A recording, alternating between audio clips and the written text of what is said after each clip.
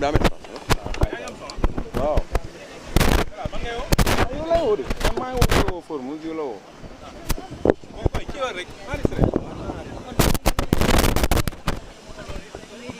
Fabrice, vous êtes toujours en qui? Oui, il faut prendre. Il y a la réaction des avocats de l'État. Dañuy déglu la réaction des avocats de l'État. ñu jël leen.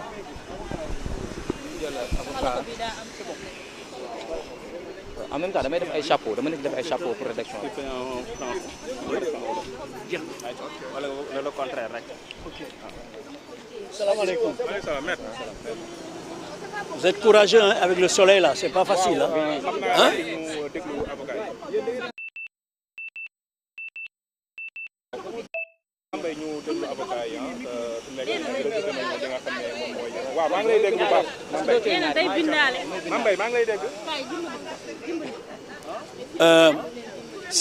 Si vous voulez bien, très rapidement, moi je vais m'exprimer en français et Maître Ngom va parler en wolof. Est-ce que ça vous convient? C'est parfait, voilà.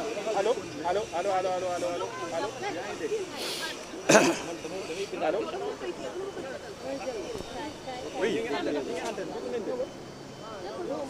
Alors, Mambay, mu mel ni dañuy déglu rek avocat wu état bi. Vous posez une question, on répond? Oui, oui. Voilà. Alors, la Cour a rejeté déjà donc la du requérant. Alors, quelle réaction déjà et quels sont les argumentaires qui motivent le rejet? Alors, satisfaction d'abord pour la décision qui a été rendue, non pas par la Cour, mais par le juge des référés.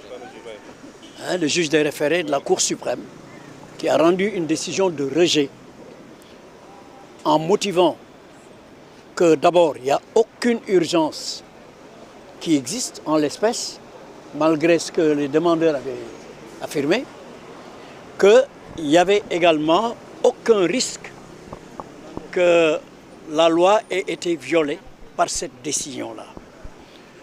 Que donc, au motif de cela, la Cour, le juge des référés a rejeté donc, la requête de M. Barthélémy Diaz. Voilà, et a dit que le préfet n'avait violé aucune loi. Voilà. En gros, c'est ça.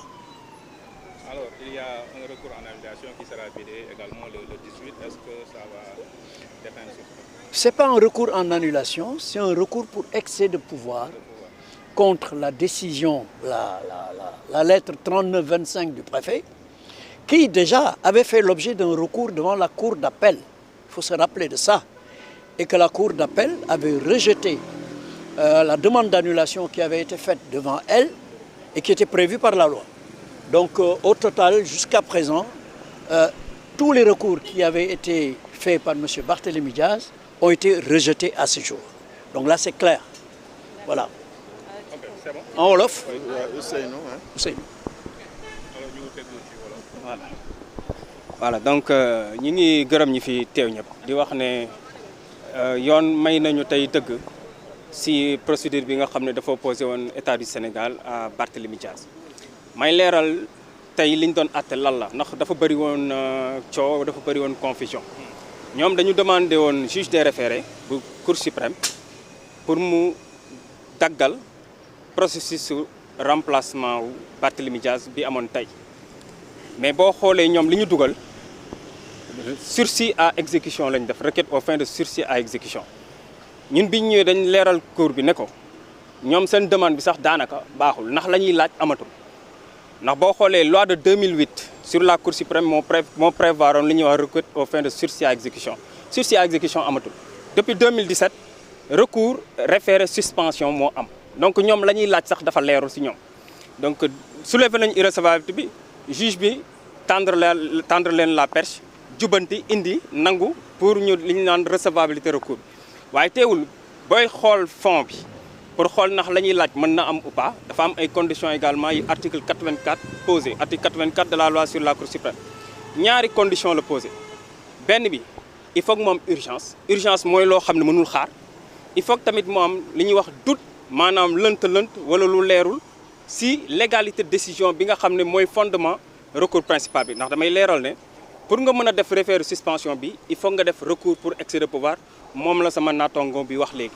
defoon nañ recours pour excès de pouvoir boobu te programmé nañ ko le 18 janvier donc juge bi ba muy statuer ñaari conditions yi dafa leen ne leen urgence bi ngeen di wax amul ndax urgence du urgence boo xam ne da ngay jël nii rek jël ay dictionnaire wax ko comme ñoom ni ñu ko defee urgence dafa am nu ñu ko caractériser parce que dafa am ay lu ñuy wax jurisprudence dafa am ay cas yu bëri yoo xam ne cour suprême juge des référés daf si statuer caractériser lan mooy urgence boobu lan la en premier lieu il faut que mu am une menace immédiate quant à l'intérêt public intérêt public la ñu wax waxuñu sax pour le moment intérêt privé intérêt public maanaam li Sénégalais yëpp bokk décision bi bu ñu ko exécuté dafay nasaxal wala dafay yàqal loolu mooy premier élément bi juge bi ab xool ne loolu amul ñu ñëw ensuite si intérêt ki nga xam ne moo def requête bi moom ndax am na intérêt boo xam ne wala préjudice boo xam ne mën na ko am suñu continuer exécuter décision juge bi neen déedéet ndax bu leen fàtte ne la tax préfet bi woote décision wu cour d'appel bu 31 décembre 2024 la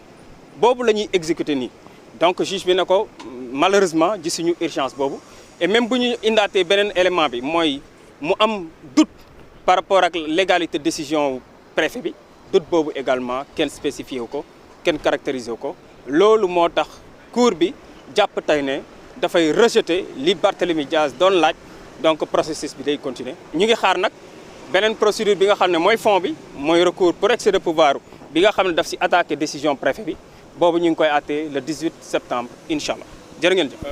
Rappelez-nous le nom. Maître Ousseynou Ngom collectif avocat état du Sénégal. Merci.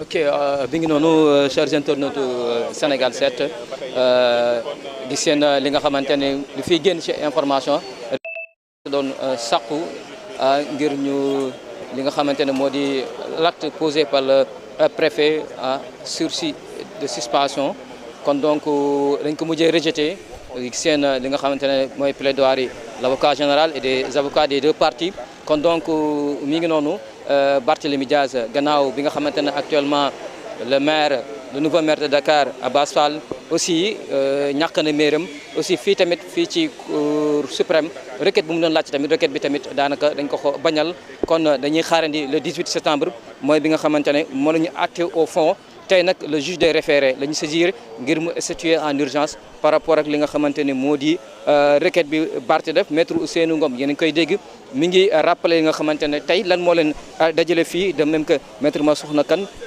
gis seen aussi li nga xamante ne moo di motif li nga xamante ne moo tax ñu dakkal Barth li mu bëggoon mooy li nga xamante ne mooy urgence ak préjudice immédiat yi nga xamante ne ñu ngi koy xaar ci requête bi aussi l'absence de doute sur la légalité bi nga xamante ne acte bi préfet bi jël daanaka moo tax tey jii ñu gàntal Barthélémy Dias lii di requête bu mu bëggoon am fii Cour suprême donc on se donne rendez-vous dans un instant fële ci tribunal de Dakar ñu ànd ak yéen foofu incha allah.